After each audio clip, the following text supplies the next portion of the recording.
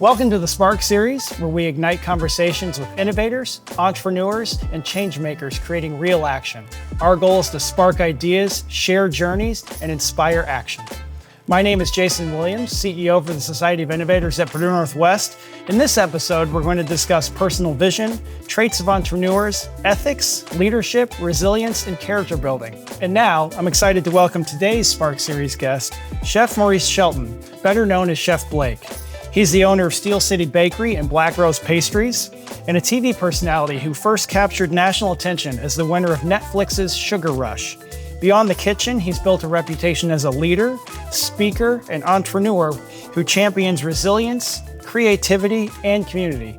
Chef Blāque, thank you for joining us today. Let's mix things up. Yeah, thank you. I'm excited. Thank you for having me.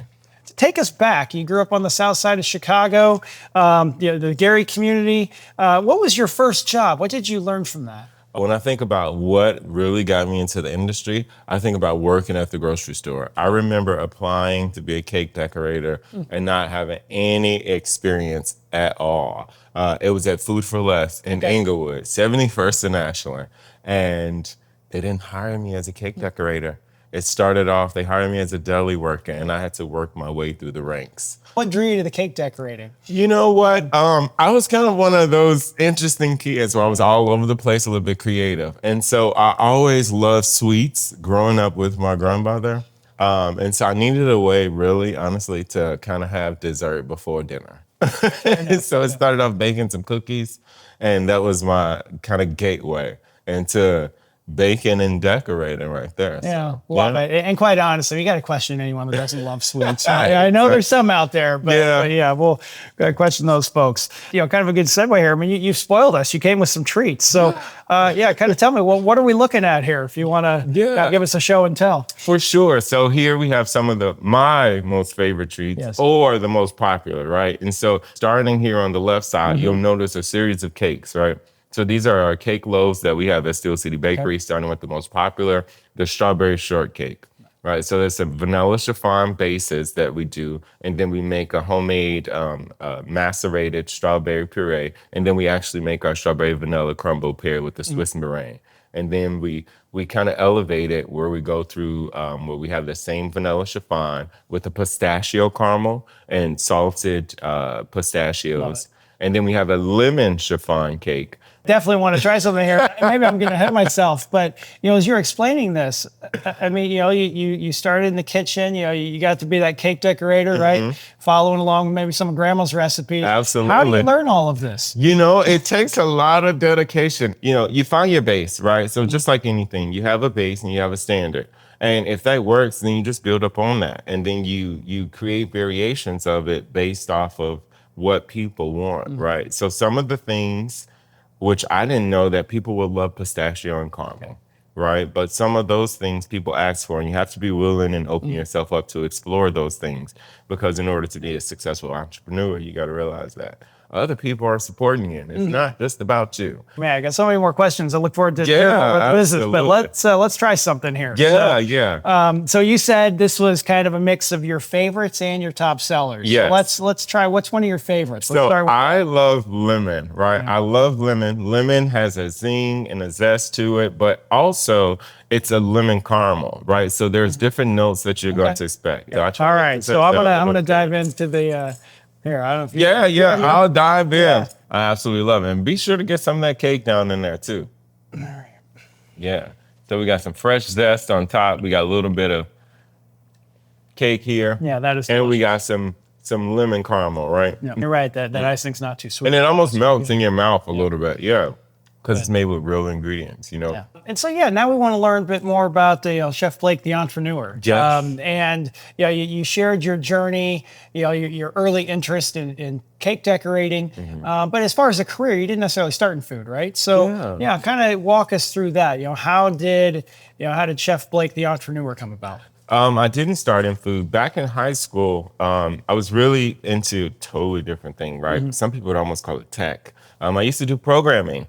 Yeah, yes. I used to write Java, JSTL, C++, Python. In fact, I actually wrote the website for the American Red Cross in order to accept Hurricane Katrina donations. That's how I funded my culinary journey.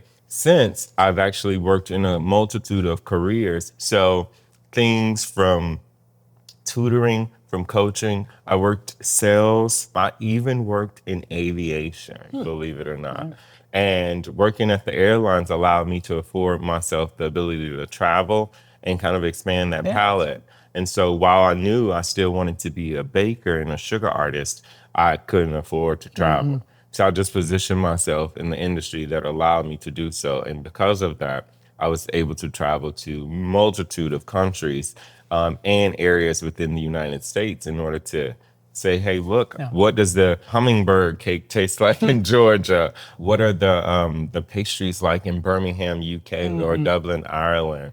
I think that was really important for me. So it looked like a wave, just like entrepreneurship. Sometimes you're up, sometimes you're down, but as long as you have a consistent vision, then you continue to ride that wave, and it's going to ultimately result in success. Yeah, that's awesome. Really, really cool story. Thanks for sharing that and talking about the various roles and pieces of marketing, pieces of travel.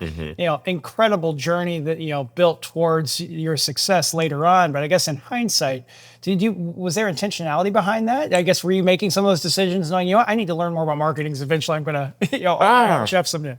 Yeah. So when I look back at it, no, it was definitely a survival instinct, right? It's just like, how do I pay this bill? Gotcha. And also, what can I do to continue to fund what I want to do, right? Which was bake and to explore and to play with chocolate and things of that nature.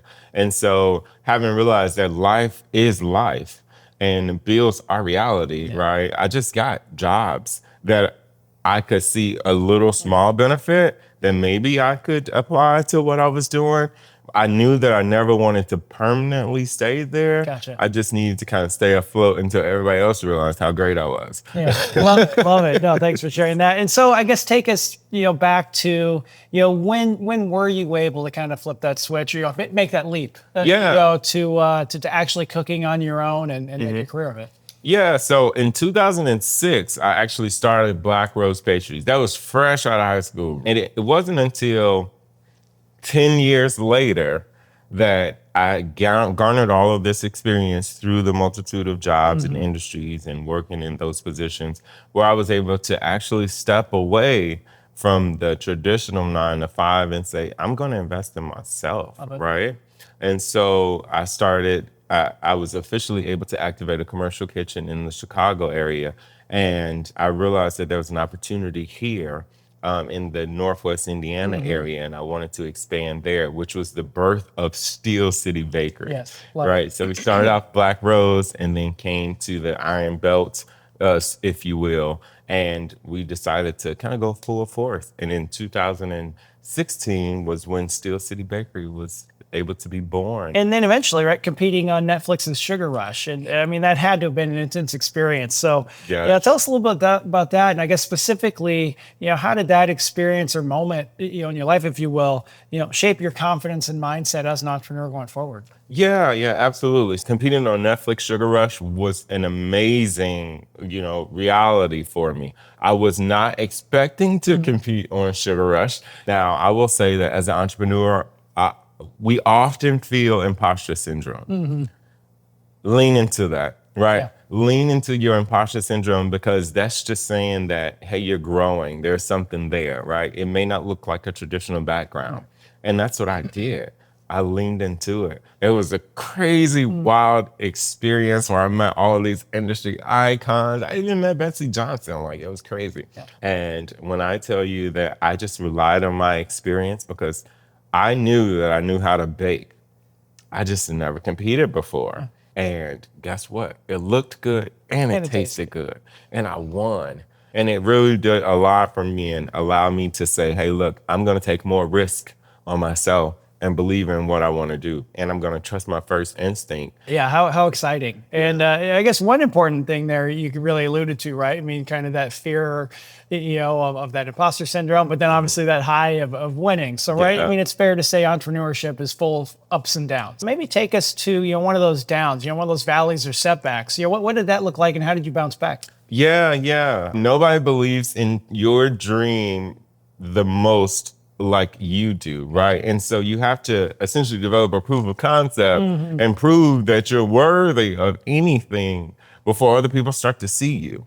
And throughout that time, it's going to be episodes of low motivation, low morale. It's going to be all of these different obstacles that you embark or encounter upon. And you have to remain steadfast because you've designed this end goal and you see the light at the end of the tunnel, right? Yeah, with Steel City Bakery, what did that very first version of that business look like? Whew, it looked like a hot mess.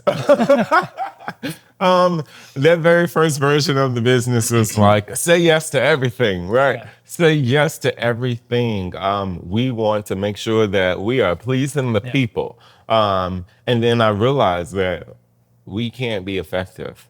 We can't be effective. So how do we be effective? We take a step back and we niche down, right? We don't have to compete with the grocery store. We need to set this expectation for what it is that we do, right? We'll use fresh ingredients. We'll have honest practices. We'll source from places that are of integrity and that are of quality and that are reputable. And then we're going to give back in a sustainable way, not only through our pricing, but through our packaging, but through our programming. And we're just going to be involved in the community. And so that has allowed me to grow it. But that first iteration of it was just whatever stuck to the wall was at Steel City Bakery. Perfect.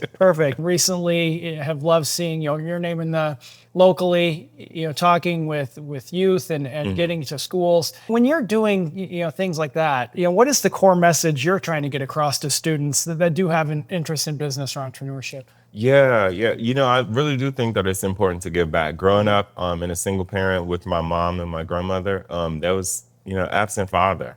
And I didn't really have that figure in order to encourage and motivate me. And so I think that it's imperative for somebody to show up because entrepreneurship is tough. If you're consistent, then you're going to get results. You just have to be real with yourself, right? And so I encourage people, when you have an idea of entrepreneurship, explore it.